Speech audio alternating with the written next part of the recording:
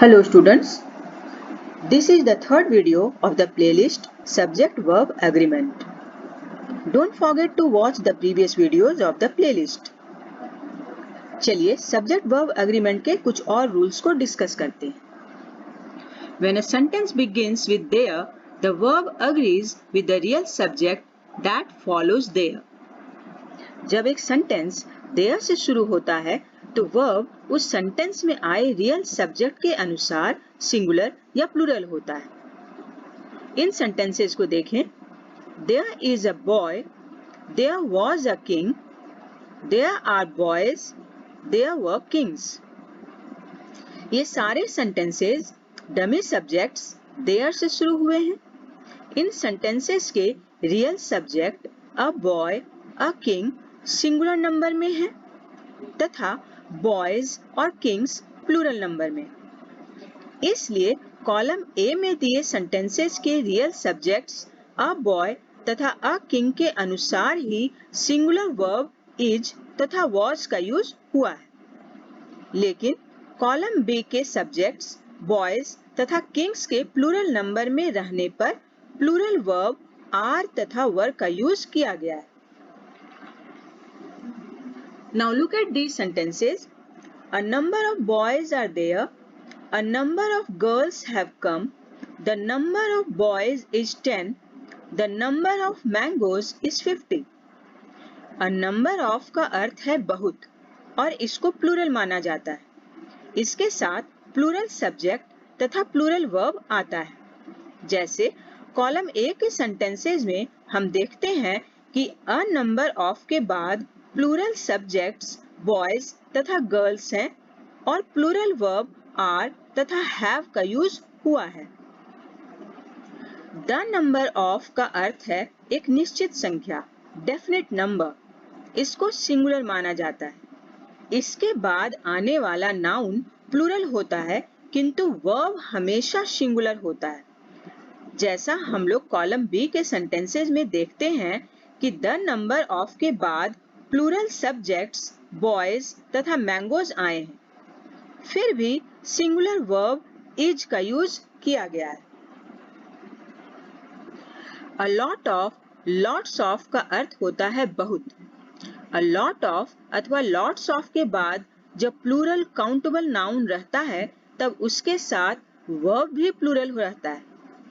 Column A के sentences a lot of boys like it और Lots of people are taking part in the marathon में हम देखते हैं कि a lot of तथा lots of के बाद प्लूरल काउंटेबल नाउन boys तथा people हैं. इसलिए इनके साथ प्लूरल वर्ब like और are का यूज किया गया है. a lot of या lots of के बाद अगर अनकाउंटेबल नाउन रहे तो वर्ब सिंगुलर होता है. जैसे कॉलम बी के sentences a lot of tea is in the cup और lots of sugar was there में अ लॉट ऑफ तथा लॉट्स ऑफ के बाद अनकाउंटेबल नाउन टी तथा शुगर हैं. इसलिए इनके साथ सिंगुलर वर्ब इज तथा वॉज यूज किया गया है. अ ग्रेट डील ऑफ तथा प्लेंटी ऑफ के साथ भी यही रूल फॉलो होता है. यदि अ ग्रेट डील ऑफ तथा प्लेंटी ऑफ के बाद प्लूरल काउंटेबल नाउन रहे तो वर्ब भी प्लूरल होता है. यदि अ ग्रेट डील ऑफ तथा प्लेंटी ऑफ के बाद अनकाउंटेबल नाउन रहे तो वर्ब सिंगुलर होता है. जैसे कॉलम ए के sentences a great deal of things are there तथा plenty of apples were on the table में अ ग्रेट डील ऑफ तथा प्लेंटी ऑफ के बाद प्लूरल काउंटेबल नाउन्स थिंग्स तथा एप्पल्स हैं. इसलिए प्लूरल वर्ब आर तथा वर का यूज किया गया है. कॉलम बी के sentences a great deal of time is lost तथा there is plenty of water in the glass में अ ग्रेट डील ऑफ के बाद अनकाउंटेबल नाउन टाइम तथा प्लेंटी ऑफ के बाद अनकाउंटेबल नाउन वाटर आए. इसलिए इनके साथ सिंगुलर वर्ब इज का यूज किया गया है. बहुत बार रियल सब्जेक्ट और वर्ब फ्रेजेस या क्लॉज के बीच में आने पर सेपरेट हो जाते हैं. Very often, the subject and its verb are separated by a long phrase or even a clause. अब इन sentences को देखें. The apples in this basket are delicious. The strong bond of affection between the two cousins was obvious.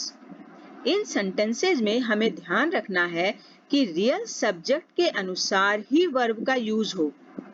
Sentence 1 में real subject apples है न कि basket. Delicious क्या है? Apples न कि बास्केट. इसलिए एप्पल्स जो कि प्लूरल नंबर में है के अकॉर्डिंग ही प्लूरल वर्ब आर का यूज किया गया है. सेंटेंस 2 में रियल सब्जेक्ट बॉन्ड है जो सिंगुलर नंबर में है. इसलिए सिंगुलर वर्ब वॉज का यूज हुआ है.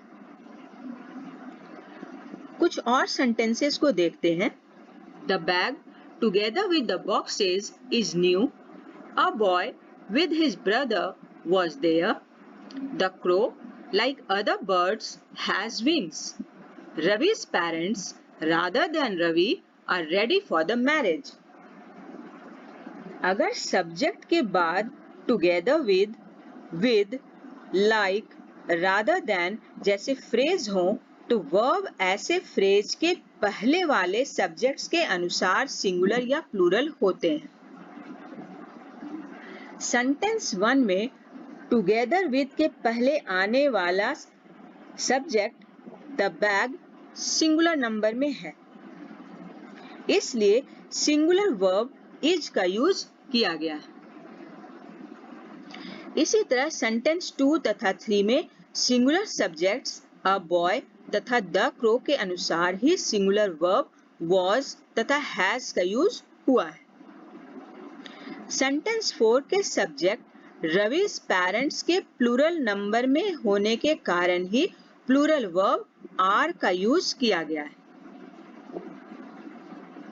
Now look at these sentences. These people are sometimes complaining. The cattle were grazing in the field. The police have searched the thief. People, cattle, police plural noun है. इनके साथ plural verb आता है. जैसे sentence 1 में are का, 2 में were तथा 3 में have plural verbs का यूज किया गया है. अब इन sentences को देखें. No news is good news. There is a barracks. Measles is a dangerous disease. Physics is an important subject. The United States has a big army. News तथा barracks singular noun है. इनके साथ singular verb आता है. इसलिए इन sentences के साथ singular verb is का यूज किया गया है. कुछ बीमारियों के नाम जैसे मिजल्स, रिकेट्स, मम्प्स सिंगुलर होते हैं. इसलिए सिंगुलर वर्ब का यूज होता है. कुछ सब्जेक्ट्स यानी विषयों के नाम जिनके अंत में एस लगा रहता है सिंगुलर होते हैं. जैसे फिजिक्स, मैथमेटिक्स, पॉलिटिक्स आदि. इनके साथ सिंगुलर वर्ब का यूज होता है. कुछ प्रॉपर नाउन्स जिनके अंत में एस लगा रहता है सिंगुलर होते हैं. जैसे the United states, the United nation आदि. इनके साथ भी सिंगुलर वर्ब आते हैं. In the next video, we will continue this topic. Please subscribe the channel and keep supporting us.